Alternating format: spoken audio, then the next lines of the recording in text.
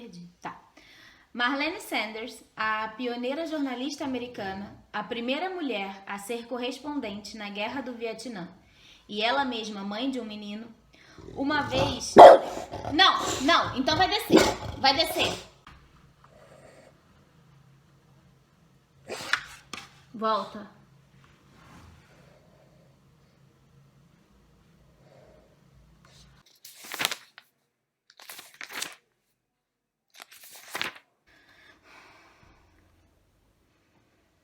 Chimamanda, para educar crianças feministas. Um manifesto. A editora é a Companhia das Letras. Introdução. Há alguns anos, quando uma amiga de infância que cresceu e se tornou uma mulher bondosa, forte e inteligente, me perguntou o que devia fazer para criar sua filha como feminista, minha primeira reação foi pensar que eu não sabia.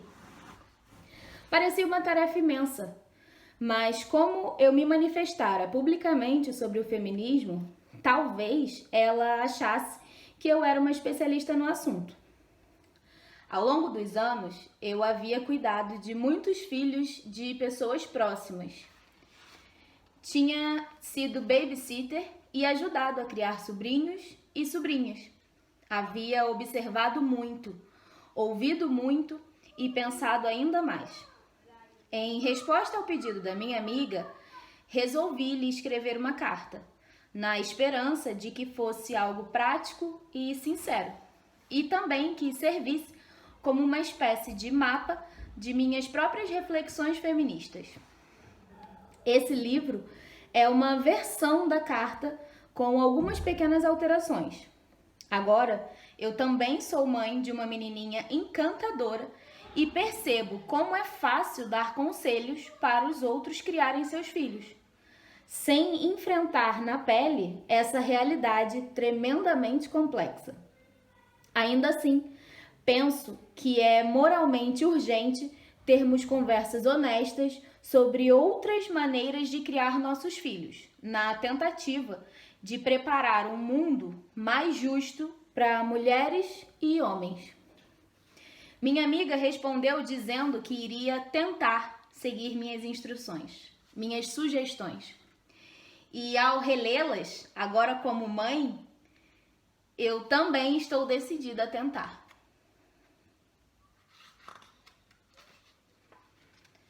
Para educar crianças feministas, um manifesto. Querida Joelle, que alegria e que lindo nome, Xalum Adaora. Ela é linda, tem só uma semana e já mostra curiosidade pelo mundo. Que coisa maravilhosa você fez, trazer um ser humano ao mundo. Volta.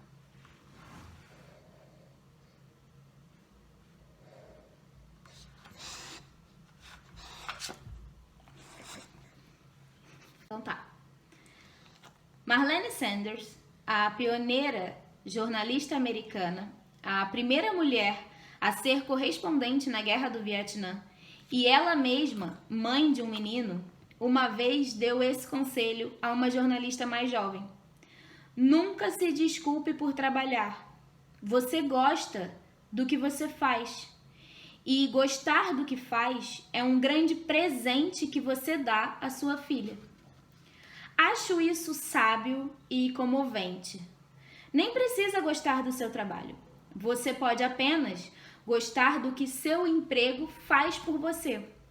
A confiança e o sentimento de realização que acompanham o ato de fazer e de receber por isso.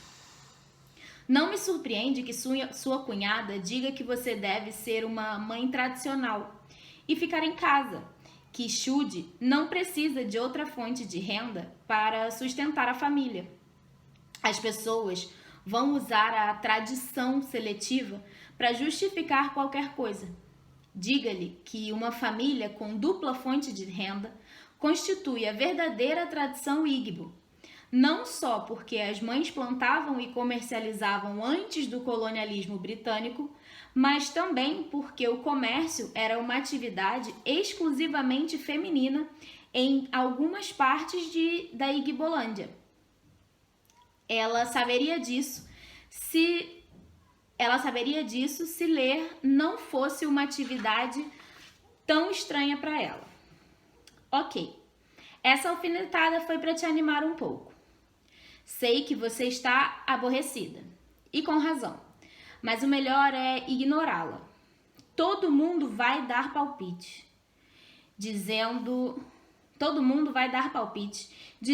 o que você deve fazer, mas o que importa é o que você quer e não o que os outros querem que você queira. Por favor, não acredite na ideia de que maternidade e trabalho são mutuamente excludentes. Nossas mães trabalharam em tempo integral enquanto crescíamos e nos saímos bem. Pelo menos você. Quanto a mim, o júri ainda está deliberando. Nas próximas semanas desse início de maternidade, seja boa com você mesma. Peça ajuda. Espere ajuda. Isso de supermulher não existe. Criar os filhos é questão de prática e de amor.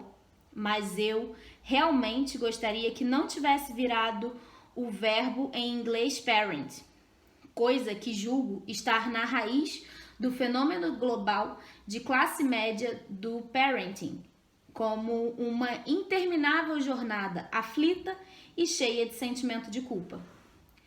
Permita-se falhar. Uma mãe de primeira viagem nem sempre sabe como acalmar o bebê que está chorando. Não ache que precisa saber tudo. Leia livros, procure coisas na internet. Pergunte a mães e pais mais velhos ou simplesmente vá por tentativa e erro. Mas, acima de tudo, concentre-se em continuar uma pessoa completa. Tire um tempo para si mesma. Atenda às suas necessidades especiais. Por favor, não pense nisso como dar conta de tudo. Nossa cultura enaltece a ideia das mulheres capazes de dar conta de tudo, mas não questiona a premissa desse enaltecimento. Não tenho o menor interesse no debate sobre mulheres que dão conta de tudo, porque o pressuposto desse debate é que o trabalho de cuidar da casa e dos filhos é uma seara particularmente feminina, ideia que eu repudio vivamente. O trabalho de cuidar da casa e dos filhos não deveria ter gênero, e o que devemos perguntar não é se uma mulher consegue dar conta de tudo, e sim qual é a melhor maneira de apoiar o casal em suas duplas obrigações no emprego e no lar. Sugestão número 2. Façam juntos. Lembra que aprendemos no primário que verbos são palavras de ação? Bom, pai é verbo tanto quanto mãe. Should deve fazer tudo o que a biologia permite, ou seja, tudo menos amamentar. Às vezes, as mães tão condicionadas a ser tudo e a fazer tudo são cúmplices na redução do papel dos pais. Você pode achar que Should não vai dar banho nela do jeito que você gostaria, que talvez ele não enxugue o bumbum dela com o cuidado que você teria. E daí? Qual é o máximo que pode acontecer? Ela não vai morrer nas mãos do pai por causa disso. É sério. Ele a ama. É bom para ela ser cuidada pelo pai. Então, relaxa. Esqueça seu perfeccionismo, deixe de lado seu senso socialmente condicionado de dever. Dividam igualmente a criação. Igualmente. Depende, claro, de ambos. E vocês vão dar um jeito nisso, prestando atenção às necessidades de cada um. Não precisa ser uma divisão literalmente meio a meio, ou um dia você, um dia ele, mas você vai saber se estão dividindo igualmente.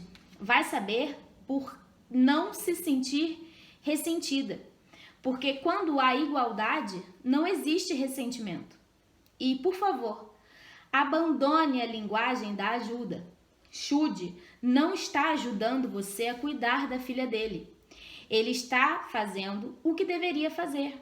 Ao dizermos que os pais estão ajudando, o que sugerimos é que cuidar dos filhos é território materno, onde os pais se aventuram corajosamente a entrar. E não é. Você consegue imaginar quantas pessoas seriam hoje mais felizes, mais equilibradas e contribuiriam mais com o mundo se os pais tivessem tido presença ativa durante a infância delas? E nunca diga que Xude está de babá. Quem trabalha como babá não vê o bebê como sua principal responsabilidade. Xude não merece nenhum elogio ou gratidão especial. Nem você. Ambos escolheram pôr uma criança no mundo. E ambos têm igual responsabilidade por essa criança. Seria diferente se você fosse mãe solo, por escolha ou pelas circunstâncias, pois aí não teria a opção de fazer juntos. Mas você não deve ser mãe solo. Isso é, fazer as coisas sozinhas, a menos que seja realmente mãe solo. Certa vez, meu amigo Nuambo me contou que a esposa o deixou quando os filhos eram pequenos e por isso ele virou pai, querendo dizer que era ele quem cuidava da criação deles no dia a dia. Mas ele não estava sendo pai, estava apenas sendo pai. Vai latir, anjo? Deita a cabecinha, deita, para de prestar atenção lá fora.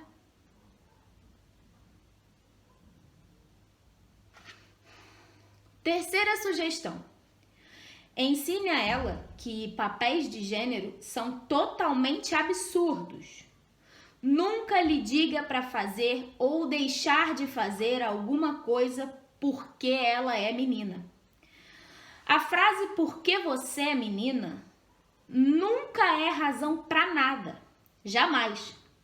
Lembro que me diziam quando era criança para varrer direito como uma menina. O que significava que varrer tinha a ver com ser mulher. Eu preferiria que tivessem dito apenas para varrer direito, pois assim vai limpar melhor o chão. Eu preferiria que tivessem dito a mesma coisa para os meus irmãos. Ultimamente, ocorreram uns debates nas redes sociais nigerianas sobre as mulheres e a cozinha, que diziam que as esposas precisam cozinhar para os maridos. É engraçado, quero dizer, engraçado como uma coisa triste, que em 2016 ainda estejamos falando de cozinhar como uma espécie de teste de boa esposa para as mulheres. Saber cozinhar não é algo que vem pré-instalado na vagina. Cozinhar se aprende. Cozinhar, o serviço doméstico em geral, é uma habilidade que se adquire na vida e que, teoricamente, homens e mulheres deveriam ter. É também uma habilidade que, às vezes, escapa tanto aos homens quanto às mulheres. Também temos de questionar a ideia do casamento como um prêmio para as mulheres, pois é o que está na base desses debates absurdos. Se pararmos de condicionar as mulheres a verem o casamento dessa forma, não precisaremos discutir tanto se uma esposa precisa cozinhar para ganhar esse prêmio. Acho interessante como o mundo começa a inventar papéis de gênero desde cedo. Ontem fui a uma loja infantil para comprar uma roupa para X-aluno. Na seção das meninas, havia umas coisas pálidas, espantosas, em tons de rosa desbotado. Não gostei. A seção dos meninos tinha roupas num tom azul forte e vibrante. Como achei que o azul ia ficar lindo em contraste com a pele morena dela e sai melhor nas fotos, comprei uma roupinha azul. A moça do caixa me disse que era o presente ideal para um garotinho. Falei que era para uma menininha. Ela fez uma cara horrorizada. Azul para uma menina? Fico imaginando quem foi o gênio do marketing que inventou essa dualidade rosa-azul. Havia também uma seção de gênero neutro, com aquela infinidade de cinzas sem graça. Gênero neutro é uma bobagem, porque tem como premissa a ideia do masculino como azul e do feminino como rosa, sendo o gênero neutro uma categoria própria. Por que não organizar as roupas infantis por idade e expô-las em todas as cores? Afinal, todos os bebês têm corpo parecido. Olhei a seção de brinquedos, também organizada por gênero. Os brinquedos para meninos geralmente são ativos, pedindo algum tipo de ação. Trens, carrinhos. E os brinquedos para menina geralmente são passivos, sendo a imensa maioria bonecas. Fiquei impressionada com isso. Eu não tinha percebido ainda como a sociedade começa tão cedo a inventar a ideia do que deve ser um menino e do que deve ser uma menina. Eu gostaria que os brinquedos fossem divididos por tipo, não por gênero. Já contei sobre a vez que fui a um shopping americano com uma menina nigeriana de 7 anos e a mãe dela? A menina, viu um helicóptero de brinquedo. Uma daquelas coisas que voam com controle remoto. Ela ficou fascinada e pediu um. Não, disse a mãe. Você tem suas bonecas. E a menina respondeu, mãe, é só com boneca que eu vou brincar? Nunca me esqueci daquilo. A intenção da mãe era boa, claro. Era bem versada nas ideias de estereótipos de gênero. Meninas brincam com bonecas e meninos brincam com helicópteros. Agora me pergunto, um pouco sonhadora, se a menina não teria virado uma engenheira revolucionária se tivesse dado a ela a chance de explorar aquele helicóptero. Se não empregarmos a camisa de força do gênero nas crianças pequenas, daremos a elas espaço para alcançar todo o seu potencial.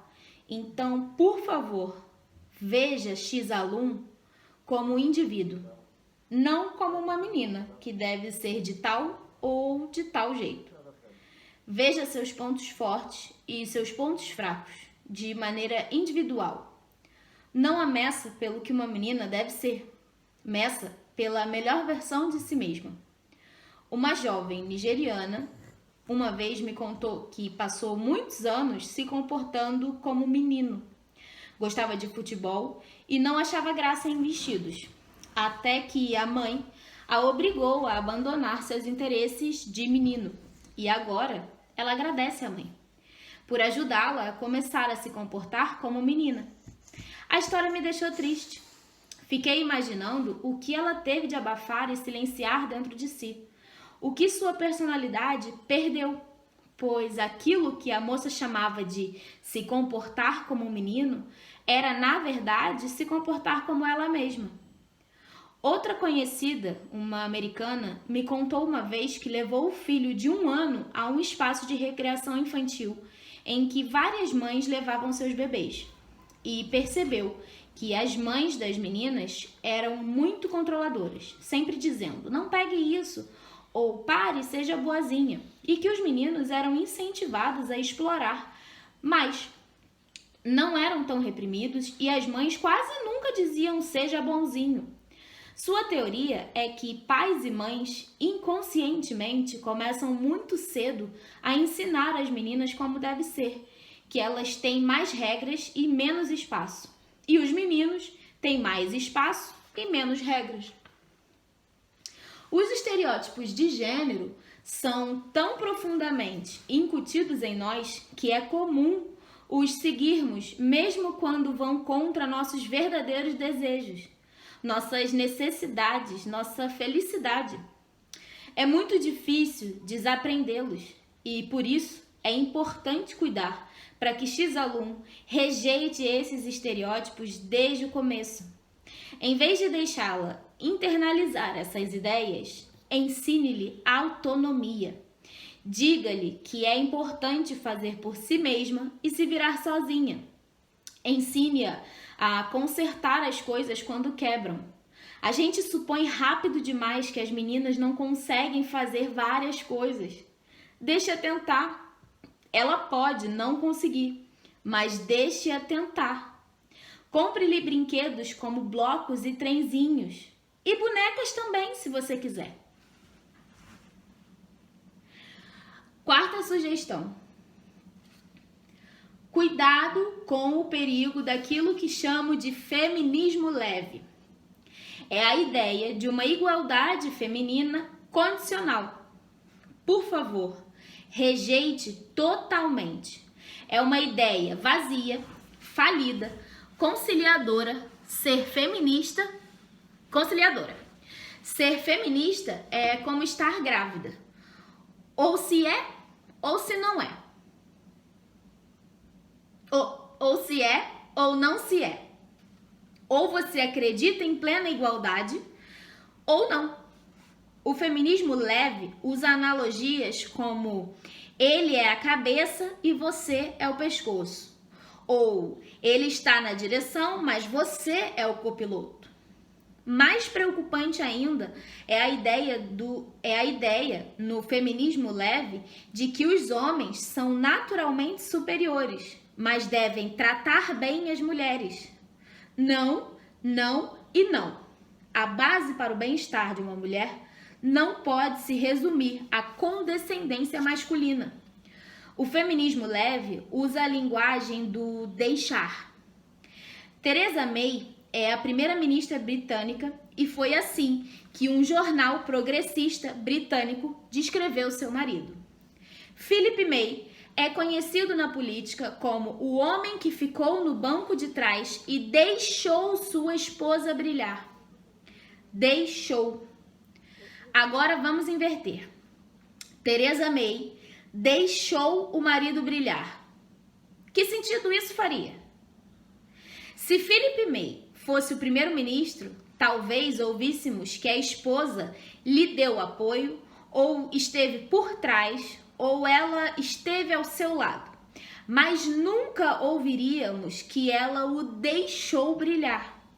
Deixar é uma palavra complicada. Deixar é uma questão de poder. Você ouvirá com frequência o pessoal do feminismo leve nigeriano dizer: a mulher pode fazer o que quiser, desde que o marido deixe. O marido não é um diretor de escola. A esposa não é uma colegial. Permitir e deixar, quando são usados unilateralmente, e em geral é apenas assim que são usados, nunca deveriam fazer parte da linguagem de um casamento igualitário.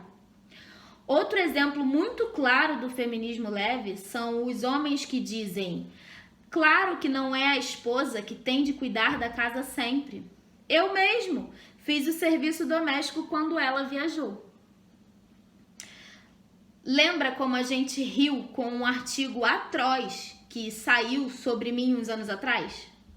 O autor me acusava de ser raivosa, como se eu tivesse de me envergonhar por sentir raiva. Claro que eu tenho raiva. Tenho raiva do racismo, tenho raiva do sexismo, mas eu recentemente percebi que tenho mais raiva do sexismo do que do racismo. Pois na minha raiva do sexismo, eu com frequência me sinto sozinha. Pois eu amo e vivo entre muita gente que facilmente reconhece a injustiça racial, mas não a injustiça de gênero. Nem dá para dizer quantas vezes me cobraram, pessoas queridas, homens e mulheres, que eu argumentasse, que eu provasse o sexismo, por assim dizer, e jamais cobraram isso em relação ao racismo. Claro que no mundo em geral ainda se cobra muita gente que prove o racismo, mas não em meus círculos mais próximos. Nem dá para dizer quantas vezes essas pessoas queridas minimizaram ou negaram situações sexistas. Como nosso amigo Ikenga, sempre rápido em negar que qualquer coisa é causada pela misoginia. Nunca interessado em escutar ou discutir. Sempre dedicado a explicar como, na verdade, são as mulheres que são privilegiadas. Uma vez ele disse: ainda que a percepção geral seja de que meu pai manda em casa, na verdade, nos bastidores, é minha mãe quem manda. Ikenga achava que estava refutando o sexismo, mas estava mesmo era reforçando o meu argumento. Por que nos bastidores? Se uma mulher tem poder, por que precisamos dissimular o fato? Mas é uma triste verdade. Nosso mundo está cheio de homens e mulheres que não gostam de mulheres poderosas. Estamos tão condicionados a pensar o poder como coisa masculina que uma mulher poderosa é uma aberração. E por isso ela é policiada. No caso de mulheres poderosas, perguntamos: ela tem humildade? Ela sorri? Mostra gratidão? Tem um lado doméstico? Perguntas que não fazemos a homens poderosos, o que demonstra que nosso desconforto não é com o poder em si, mas com a mulher. Julgamos as poderosas com mais rigor do que os poderosos. E o feminismo leve permite isso. Quinta sugestão: ensine X-aluno a ler. Ensine-lhe o gosto pelos livros. A melhor maneira é pelo exemplo informal. Se ela vê você lendo, vai entender que a leitura tem valor. Se ela não frequentasse a escola e simplesmente lesse livros, provavelmente se instruiria mais do que uma criança com educação convencional. Os livros vão ajudá-la a entender e questionar o mundo. Vão ajudá-la a se expressar, vão ajudá-la em tudo que ela quiser ser. Chefe, cientista, artista, todo mundo se beneficia das habilidades que a leitura traz. Não falo de livros escolares, falo de livros que não têm nada a ver com a escola. Autobiografias, romances, histórias.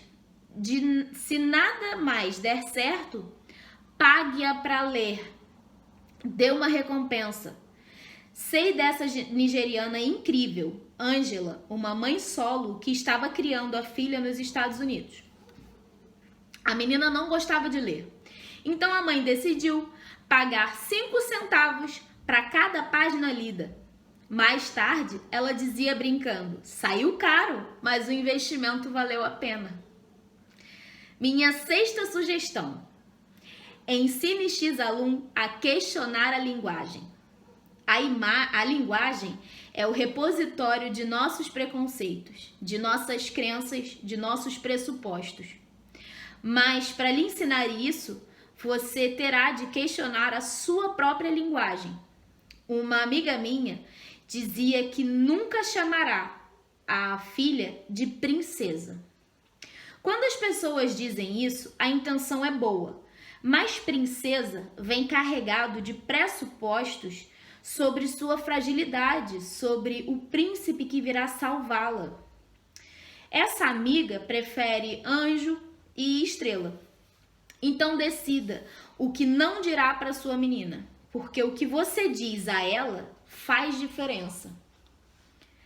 Ensina o que ela deve valorizar. Você conhece aquela frase Igbo usada para repreender as garotas que estão sendo infantis? O que é isso? Você não sabe que já está na idade de achar marido? Eu costumava falar muito isso, mas agora decidi que não falo mais. Eu falo: está na idade de achar emprego. Pois não creio que a gente deva ensinar as meninas que o casamento é algo que elas devem aspirar. Tente não usar demais palavras como misoginia e patriarcado com X-aluno. Nós, feministas, às vezes usamos muitos jargões e o jargão, às vezes, pode ser abstrato demais. Não se limite a rotular alguma coisa de misoginia. Explique a ela por que aquilo é misógino e como poderia deixar de ser.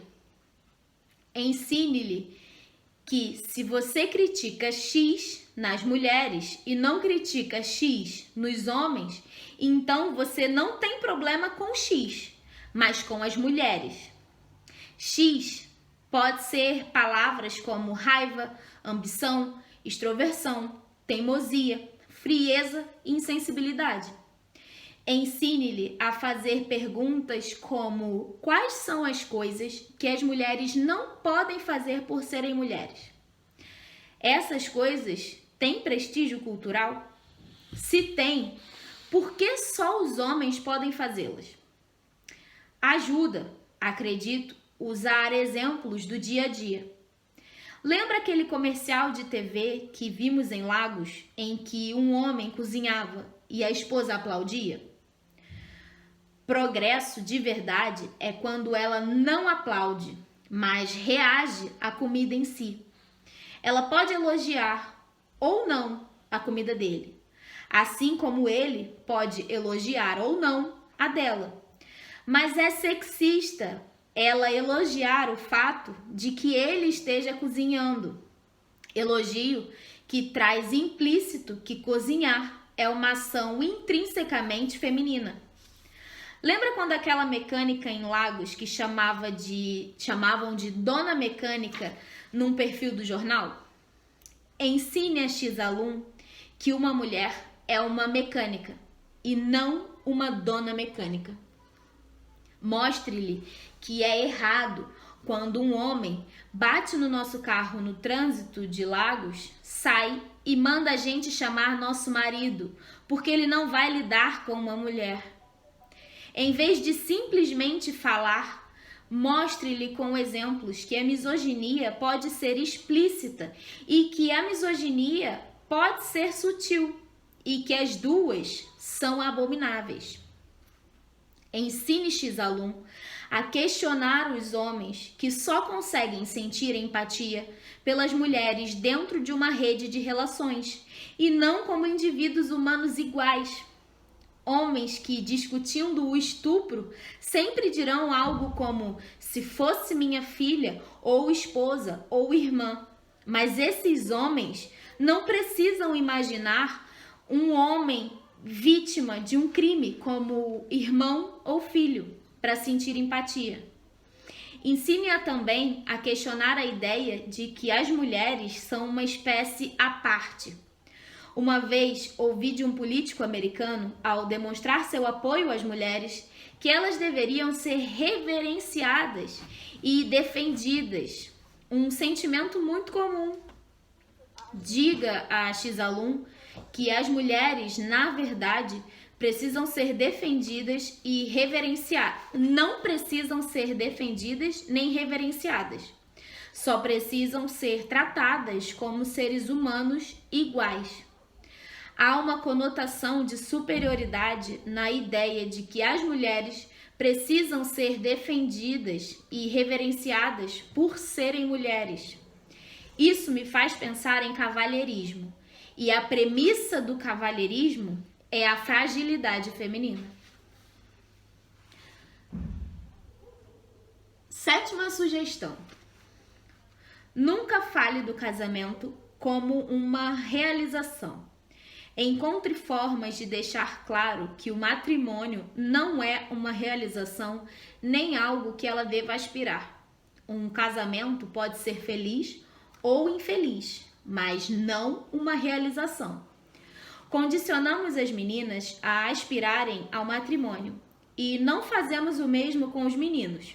Assim, de partida, já há um desequilíbrio tremendo. As meninas vão crescer e se tornar mulheres preocupadas com o casamento. Os meninos vão crescer e se tornar homens que não são preocupados com o casamento. As mulheres vão se casar com esses homens. A relação é automaticamente desigual, porque a instituição tem mais importância para um lado do que para o outro. Então, qual é a surpresa se em muitos casamentos as mulheres sacrificam mais em detrimento delas mesmas, pois têm que manter constantemente uma troca desigual? Uma das consequências desse desequilíbrio é o fenômeno muito sórdido e frequente de duas mulheres brigando publicamente por causa de um homem que fica quieto, só observando. Quando Hillary Clinton estava concorrendo à presidência dos Estados Unidos, a primeira característica listada na descrição em sua conta no Twitter era esposa. Ainda é.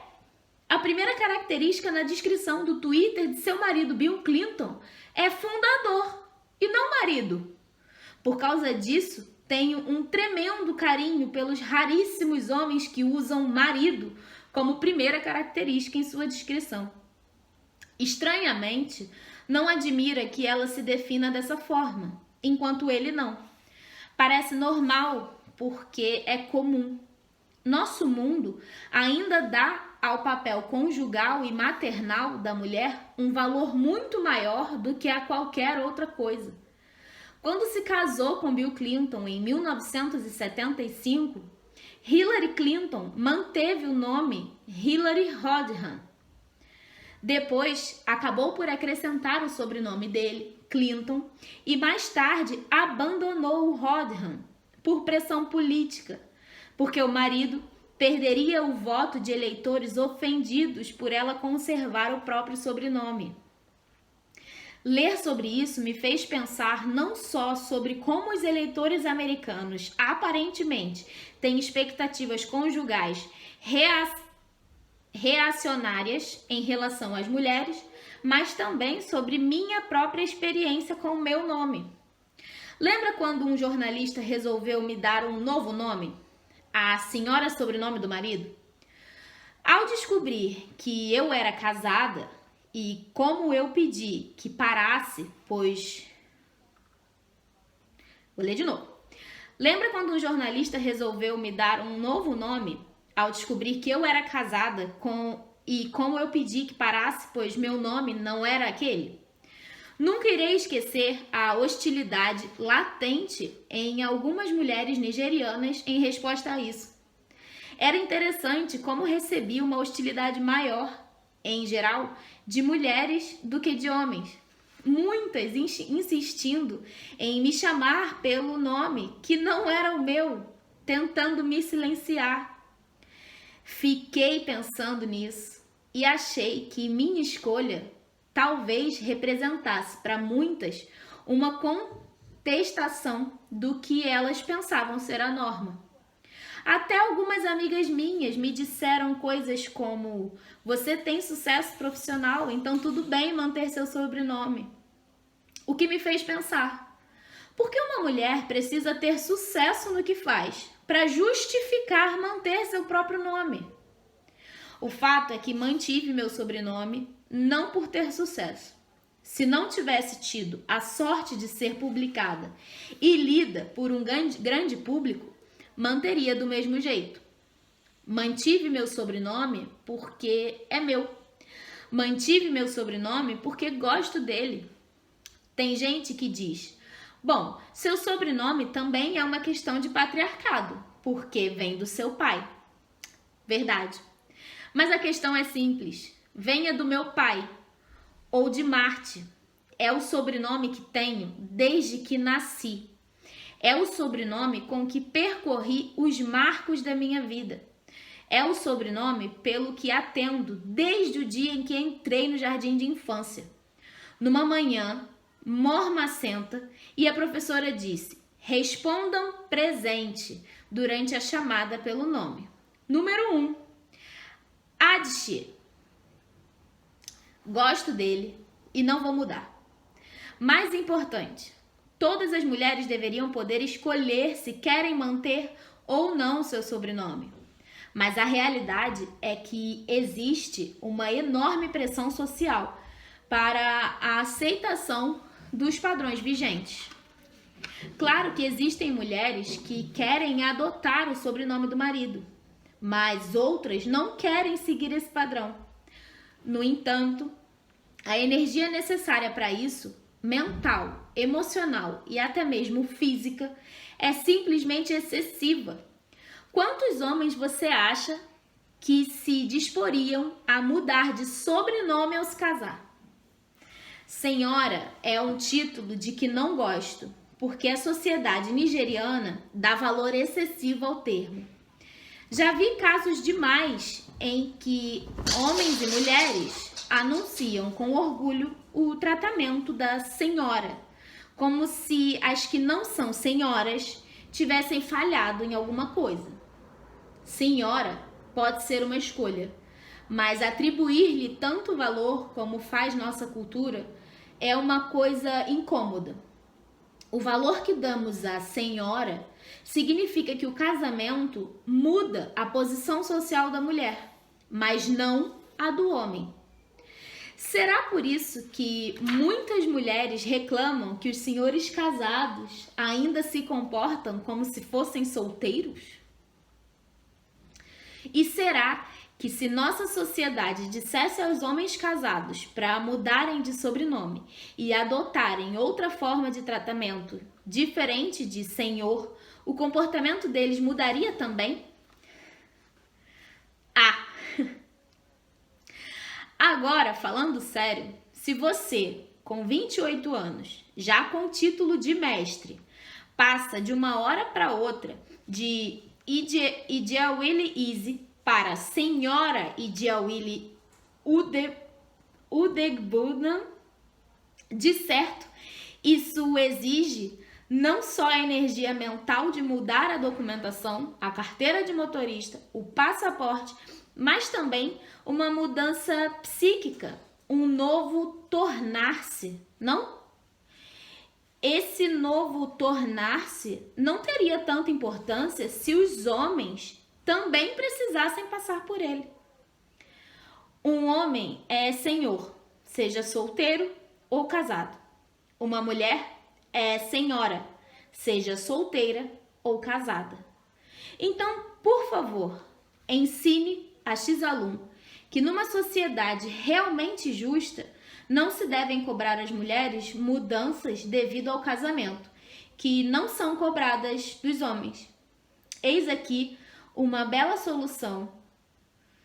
Todo casal assumiria, ao se casar, um novo sobrenome, totalmente novo, que escolheria como quisessem, desde que fosse de mútuo acordo, e assim, logo no dia seguinte ao casamento, marido e mulher poderiam se dar as mãos e ir alegremente às repartições públicas para mudar seus passaportes, carteiras de motorista, assinaturas, iniciais, contas bancárias e tudo mais.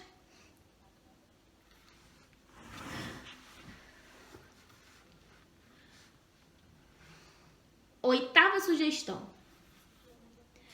Ensine X-Alum a não se preocupar em agradar. A questão dela não é se fazer agradável. A questão é ser ela mesma, em sua plena personalidade, honesta e consciente da igualdade humana de outras pessoas. Lembra quando lhe contei sobre como me irritava com as nossas amigas Xioma, que dissesse que as pessoas não iam gostar de algo que queria dizer ou fazer? Eu sempre sentia dela uma pressão implícita para que eu mudasse e me encaixasse num molde que agradaria uma entidade amorfa chamada as pessoas. Era irritante porque queremos que as pessoas próximas de nós nos incentivem a desenvolver nossa personalidade mais autêntica. Quer vir? Não? Pode subir, tá? Por favor, nunca imponha essa pressão à sua filha. Ensinamos as meninas a serem agradáveis, boazinhas, fingidas. E não ensinamos a mesma coisa aos meninos. É perigoso. Muitos predadores sexuais se aproveitam disso. Muitas meninas ficam quietas quando são abusadas porque querem ser boazinhas. Muitas meninas passam tempo demais tentando ser boazinhas com pessoas que lhes fazem mal. Muitas meninas pensam nos sentimentos dos seus agressores. Essa é a consequência catastrófica de querer agradar. Temos um mundo cheio de mulheres que não conseguem respirar livremente porque estão condicionadas demais a assumir formas que agradem aos outros. Então, em vez de ensinar X-alum a ser agradável, ensine-a a ser honesta e bondosa e corajosa. Incentive-a a expor suas opiniões, a dizer o que realmente sente, a falar com sinceridade. E então, elogie quando ela agir assim.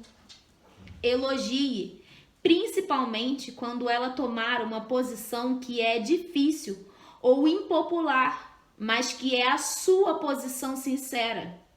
Diga-lhe que a bondade é importante.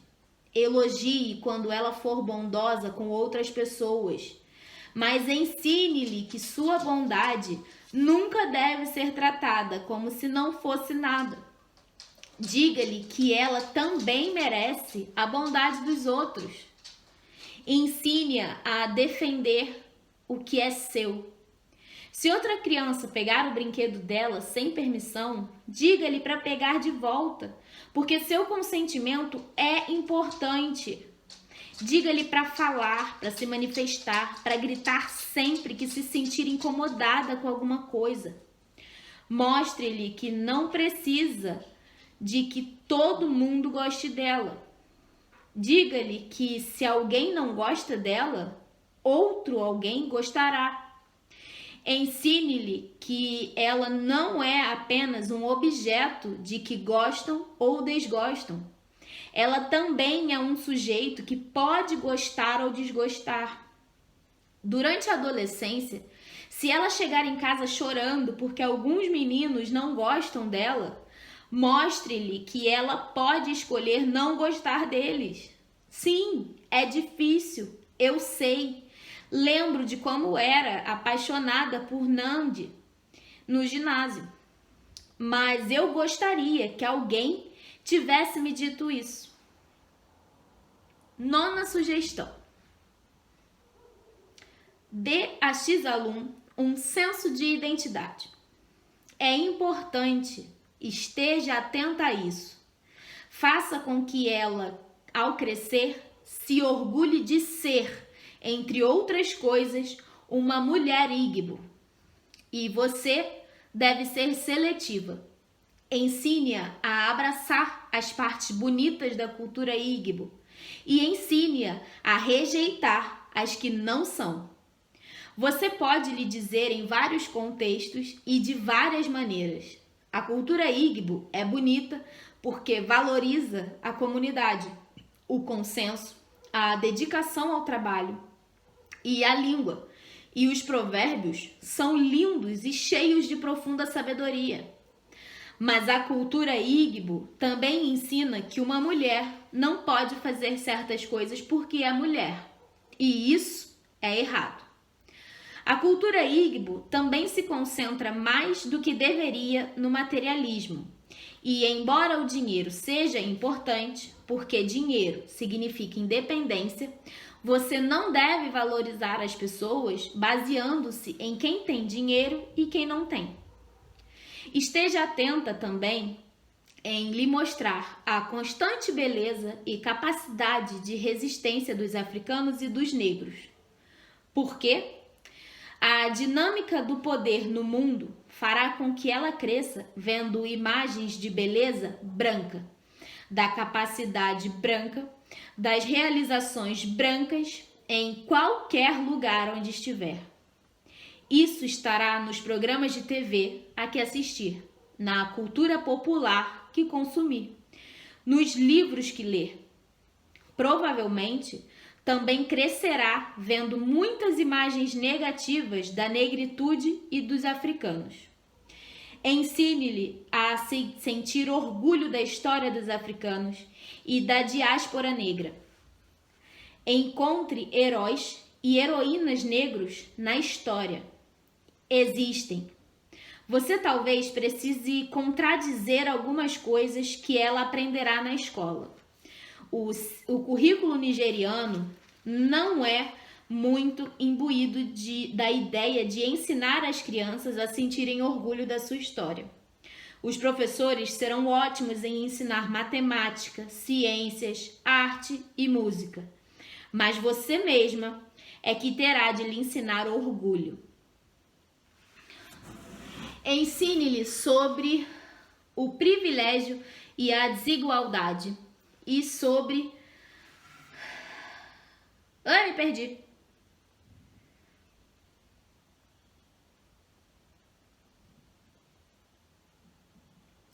Ensine-lhe sobre o privilégio e a desigualdade e sobre a importância de dar dignidade a todos os que não querem prejudicá-la. Ensine-lhe que os trabalhadores domésticos são humanos como ela. Ensine a cumprimentar sempre o motorista. Associe essas expectativas à identidade dela.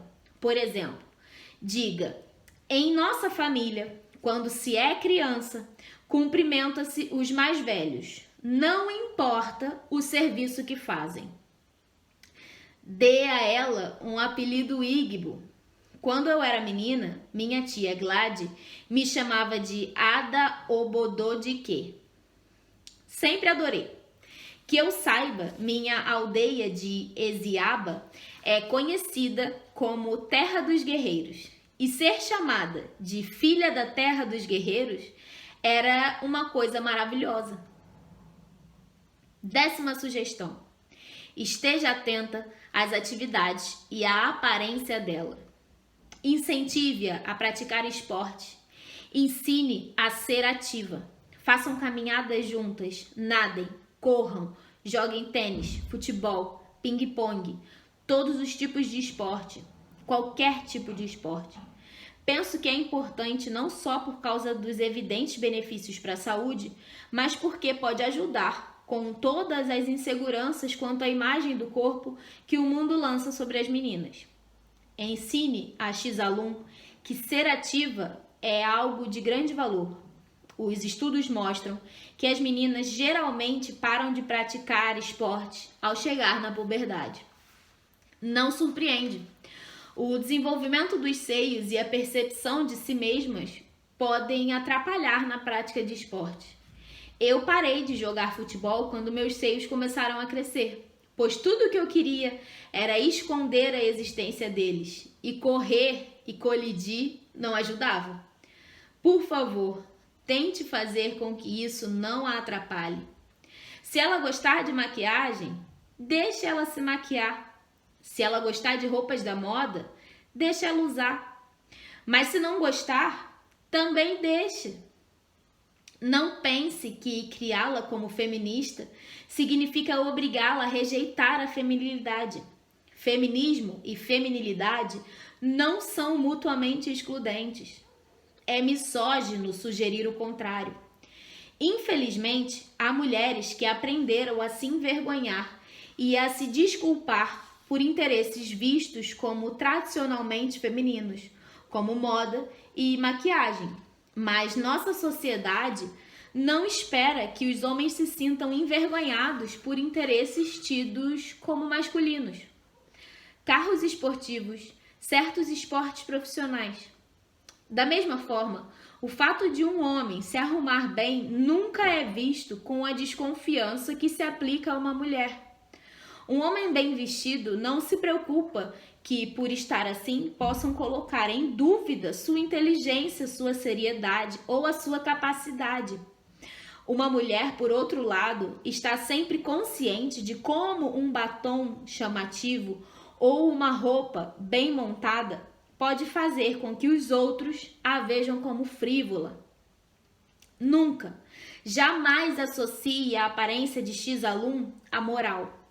Nunca lhe diga que uma saia curta é indecente. Associe a maneira de se vestir como uma questão de gosto ou de beleza, não de moral.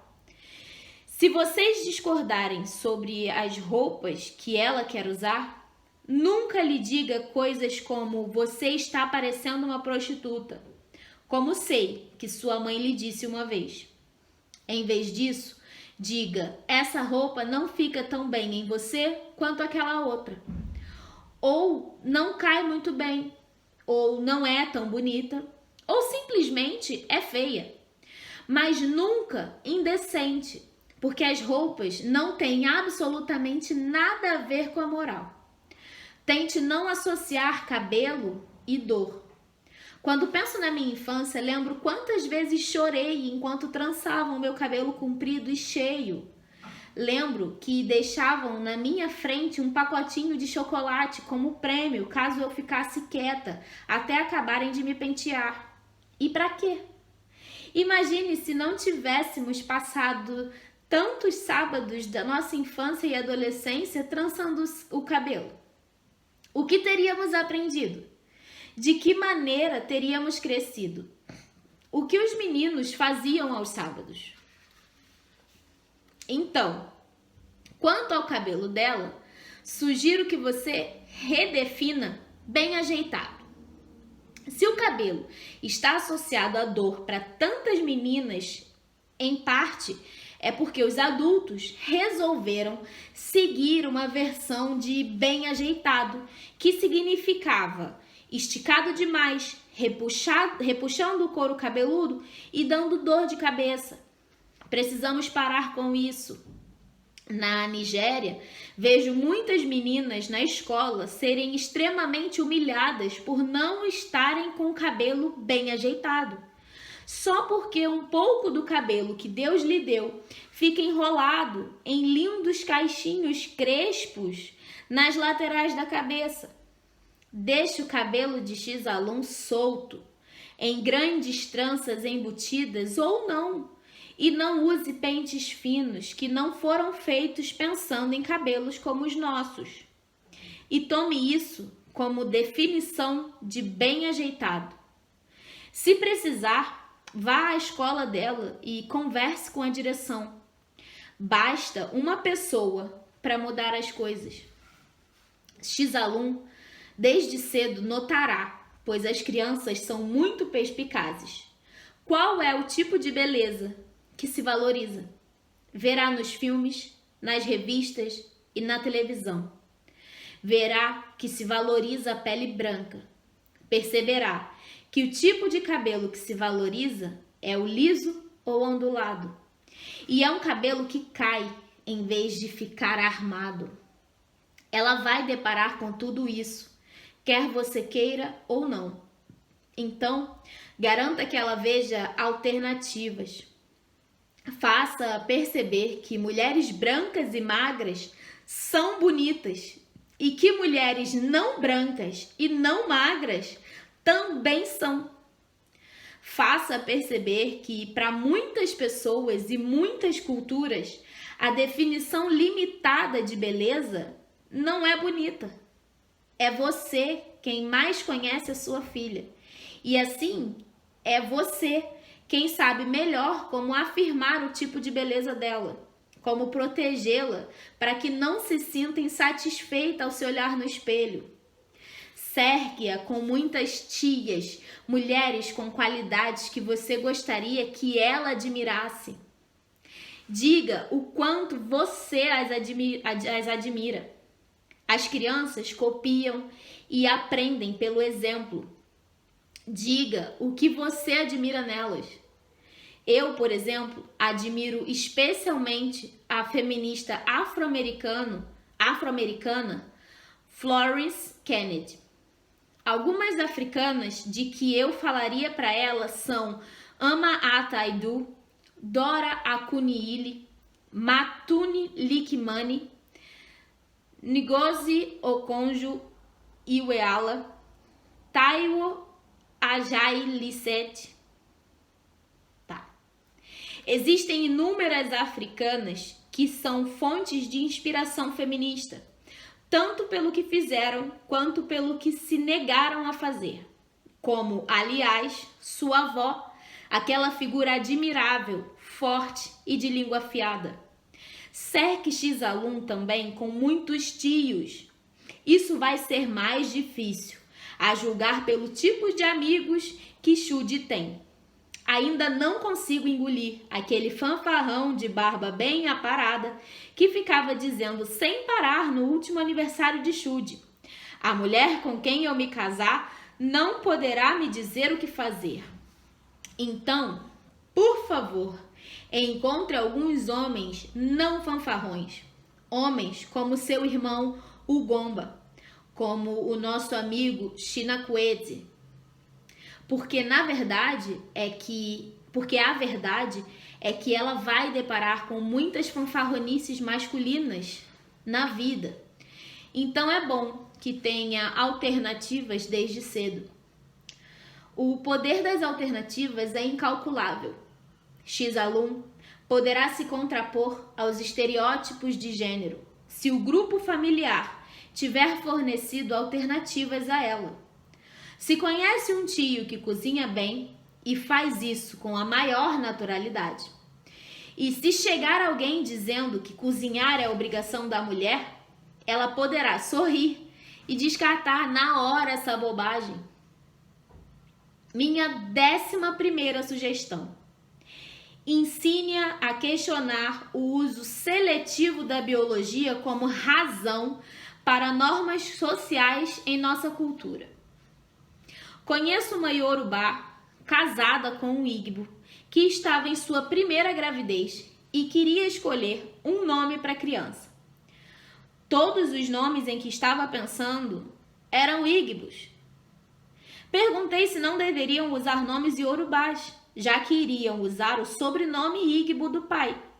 Ela me respondeu: uma criança pertence em primeiro lugar ao pai. É assim que tem que ser. Muitas vezes usamos a biologia para explicar os privilégios dos homens, e a razão mais comum é a superioridade física masculina. É claro que é verdade que, em geral, os homens são fisicamente mais fortes que as mulheres. Mas se realmente dependesse da biologia como fonte das normas sociais, as crianças então seriam identificadas pelas mães e não pelos pais, pois quando a criança nasce, o genitor biológico e incontestável é a mãe. Supomos que o pai é quem a mãe diz que é. Pergunto-me quantas linhagens em todo o mundo não são biológicas. Para muitas mulheres Igbo, o condicionamento é tão grande que as mulheres pensam que a progenie é apenas do pai. Conheço mulheres que abandonaram casamentos ruins, mas não foram autorizadas a levar ou sequer a ver os filhos, porque eles pertencem ao homem.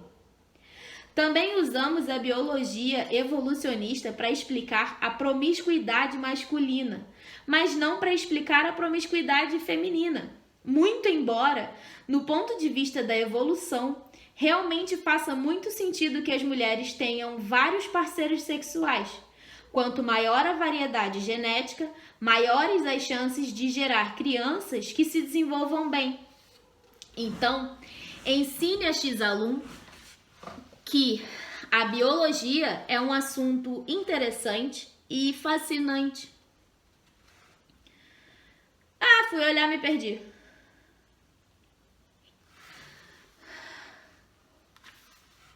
Então, ensine a X-Alum que a biologia é um assunto interessante e fascinante, mas que nunca a aceite como justificativa para qualquer norma social, pois são criadas por seres humanos e não existe norma social que não possa ser alterada.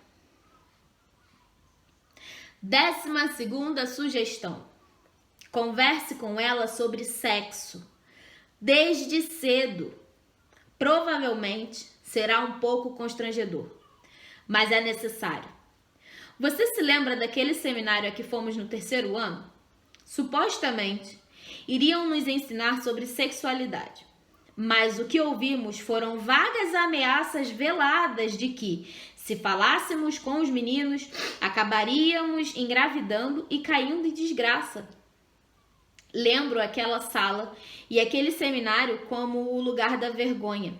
Uma tremenda vergonha.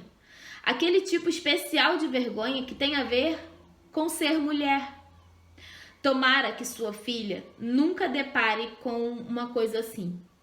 Com X-Alum, não finja que o sexo é uma mera ação reprodutiva controladora ou uma ação apenas no casamento, porque isso é mentira. Você e Xude faziam sexo muito antes do casamento e provavelmente ela vai perceber isso quando tiver uns 12 anos. Diga-lhe que o sexo pode ser uma coisa linda e que, além das evidentes consequências físicas por ser mulher, também pode ter consequências emocionais. Diga-lhe que o corpo dela pertence a ela e somente a ela, e que nunca deve sentir a necessidade de dizer sim a algo que não quer ou a algo que se sente pressionada a fazer. Ensine que dizer não quando sentir que é o certo é motivo de orgulho. Diga que você acredita ser melhor que ela. Espere até ser adulta para poder fazer sexo. Mas prepare-se, pois pode ser que ela não espere até os 18 anos. E se não esperar, você precisa ter a segurança de que ela se sinta à vontade para te contar. Não basta dizer que você quer criar uma filha que lhe conte tudo. Precisa lhe dar a linguagem para falar com você. E digo isso literalmente. Como ela vai chamar isso? Que termo ela vai usar? Lembro que quando eu era criança, as pessoas usavam ick para ânus e a vagina.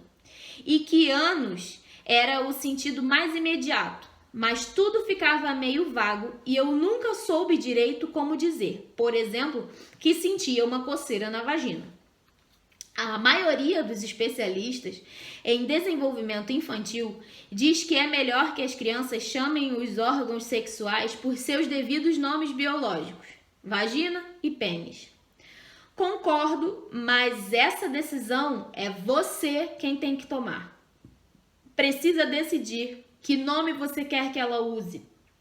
Mas o que importa é que precisa haver um nome e que esse nome não venha carregado de vergonha. Para garantir que ela não herde nenhuma vergonha sua, você precisa se libertar da vergonha que você mesmo herdou. E eu sei como isso é extremamente difícil. Em todas as culturas do mundo, a sexualidade feminina diz respeito à vergonha. Mesmo culturas que esperam que as mulheres sejam sexy, como muitas no Ocidente, não esperam que elas sejam sexuais. A vergonha que atribuímos à sexualidade feminina se refere a uma questão de controle. Muitas culturas e religiões controlam o corpo feminino de uma ou de outra forma. Se a justificativa para controlar o corpo das mulheres se referisse a elas mesmas, seria compreensível. Um exemplo hipotético. As mulheres não devem usar saia curta porque, se usarem, podem ter câncer. Mas, pelo contrário, a razão não se refere a elas, mas aos homens. As mulheres precisam andar cobertas para proteger os homens. Isso me parece profundamente desumanizante, porque reduz as mulheres a meros acessórios usados para administrar os apetites masculinos. E por falar em vergonha, nunca associe sexualidade e vergonha, ou nudez e vergonha. Nunca transforme a virgindade em foco central. Toda conversa sobre virgindade se torna uma conversa sobre vergonha. Ensine X-Alum a rejeitar a associação entre vergonha e biologia feminina. Por que fomos ensinadas a falar em voz baixa sobre menstruação? A nos encher de vergonha se por acaso nossa saia fica manchada de sangue. Não há nenhuma razão para nos envergonharmos dos nossos períodos menstruais. são normais e naturais, e a espécie humana não estaria aqui se eles não existissem. Lembro-me de um homem que dizia que a menstruação era como merda. Bom, santa merda, respondi, porque você não estaria aqui se ela não existisse. 13ª sugestão. Romances irão acontecer, então dê apoio. Escrevo isso supondo que ela seja heterossexual. Pode não ser, claro, mas adoto essa suposição porque é sobre ela que me sinto mais preparada para comentar. Assegure-se de que ficará a par dos romances da vida dela. E a única maneira para isso é começar desde cedo a lhe fornecer a linguagem necessária para falar com você sobre sexo e também sobre amor. Não estou dizendo para você ser amiga dela. O que digo é que você seja mãe com quem ela pode falar de tudo. Ensine a ela que amar não é só dar, mas também pegar. Isso é importante porque damos às meninas pistas sutis sobre a vida delas. Ensinamos que um grande elemento de sua capacidade de amar é sua capacidade de se sacrificar. Não ensinamos isso aos meninos. Ensine-lhe que para amar, ela precisa se entregar emocionalmente, mas que também deve esperar receber. Penso que o amor é a coisa mais importante na vida, de qualquer espécie, da maneira que você o definir. Mas para mim, em termos gerais, o amor é ser grandemente valorizada por outro ser humano e dar grande valor a outro ser humano. Mas por que ensinamos apenas metade do mundo a dar esse valor? Pouco tempo atrás, eu estava numa sala cheia de moças e fiquei espantada como grande parte da conversa era sobre homens. As coisas terríveis que haviam feito a elas, um que enganou, outro que mentiu, outro que prometeu se casar e sumiu, o marido que fez isso e aquilo. E percebi, com tristeza, que o inverso não é verdadeiro.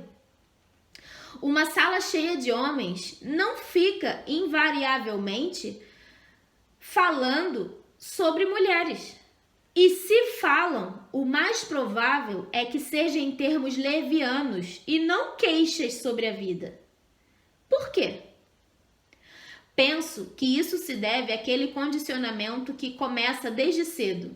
Num batizado recente de um bebê, pediram às pessoas presentes que escrevessem seus votos para a menininha. Uma delas escreveu: desejo-lhe um bom marido.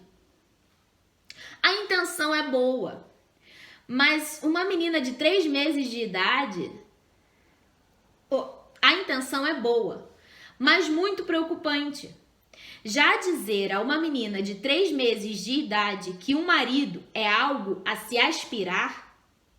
Se fosse um menininho, não passaria pela cabeça dessa pessoa desejar-lhe uma boa esposa. E por falar em mulheres que se queixam de homens que prometem casamento e depois somem, não é esquisito que na maioria das sociedades atuais, as mulheres em geral não possam pedir um homem em casamento? O casamento é um passo enorme em nossa vida e não podemos tomá-lo a nosso cargo. Dependemos de um homem para nos fazer o pedido. Assim, muitas mulheres estão em relacionamentos longos e querem se casar, mas precisam esperar que os homens tomem a iniciativa. E muitas vezes essa espera se torna uma encenação, às vezes inconsciente, às vezes não, de seus méritos para se casar. Se aplicarmos aqui a primeira ferramenta feminista, não faz nenhum sentido que uma mulher que tenha igualmente valor precise esperar que outra pessoa dê início ao que será uma enorme mudança na vida dela. Uma adepta do feminismo leve me disse uma vez que o fato de nossa sociedade esperar que os homens façam o pedido de casamento provava que as mulheres é que tinham o poder, pois um casamento só pode acontecer se a mulher aceitar. A verdade é que o verdadeiro poder está em quem faz o pedido. Antes de poder aceitar ou recusar, é preciso que peçam. Desejo de coração a X-Alum, um mundo em que qualquer uma das duas pessoas possa pedir, em que uma relação se torne tão confortável e repleta de alegria que a própria ideia de se casar seja motivo de conversa, ela mesma repleta de alegria. Quero agora comentar um pouco sobre dinheiro. Ensine a nunca, jamais dizer um absurdo como meu dinheiro é meu e o dele é nosso. Isso é sórdido e perigoso. Essa atitude significa que potencialmente você está aceitando outras ideias perniciosas. Ensine que não é papel do homem prover. Num relacionamento sadio, prover é papel de quem tem condições de prover. 14ª sugestão. Ao lhe ensinar sobre opressão, tenha o cuidado de não converter os oprimidos em santos. A santidade não é pré-requisito da dignidade. Pessoas que são más e desonestas continuam seres humanos e continuam a merecer dignidade. Os direitos de propriedade das nigerianas do campo, por exemplo, constituem uma questão feminina importante, e as mulheres não precisam ser boas e angelicais para ter reconhecido os seus direitos de propriedade. Nos discursos sobre gênero, às vezes, há o pressuposto de que as mulheres seriam moralmente melhores do que os homens. E não são. Mulheres são tão humanas quanto os homens. A bondade feminina é tão normal quanto a maldade feminina. E existem muitas mulheres no mundo que não gostam de outras mulheres. A misoginia feminina existe e esquivar-se a reconhecê-la é criar oportunidades desnecessárias para que as antifeministas tentem desacreditar o feminismo. Refiro-me àquele tipo de antifeminista que adora dar exemplo de mulheres dizendo "não sou feminista", como se uma pessoa nascida com vagina, ao declarar isso, estivesse, de certa forma, desacreditando automaticamente o feminismo. Se uma mulher diz não ser feminista, a necessidade do feminismo não diminui em nada. No máximo, isso nos mostra a extensão do problema, o alcance real do patriarcado. Mostra-nos também que nem todas as mulheres são feministas e nem todos os homens são misóginos. 15ª sugestão. Ensine sobre diferença. Torne a diferença algo comum. Torne a diferença normal. Ensine a não atribuir valor à diferença. E isso não para ser justa ou boazinha, mas simplesmente para ser humana e prática. Porque a diferença é a realidade do nosso mundo. E ao lhe ensinar sobre a diferença, você prepara para sobreviver num mundo diversificado. Ela precisa saber e entender que as pessoas percorrem caminhos diferentes no mundo e que esses caminhos, desde que não prejudiquem as outras pessoas, são válidos e ela deve respeitá-los. Ensine-lhe que não sabemos, não podemos saber tudo sobre a vida. A religião e a ciência têm espaço para as coisas que não sabemos. E isso basta para nos reconciliarmos com esse fato. Ensine a nunca universalizar seus critérios ou experiências pessoais. Ensine que seus critérios valem apenas para ela e não para outras pessoas. Essa é a única forma necessária de humildade, a percepção de que a diferença é normal. Diga-lhe que algumas pessoas são homossexuais e outras não. Uma criança tem 2 pais ou 2 mães, porque é assim que algumas pessoas fazem. Diga-lhe que algumas pessoas vão à mesquita e outras à igreja.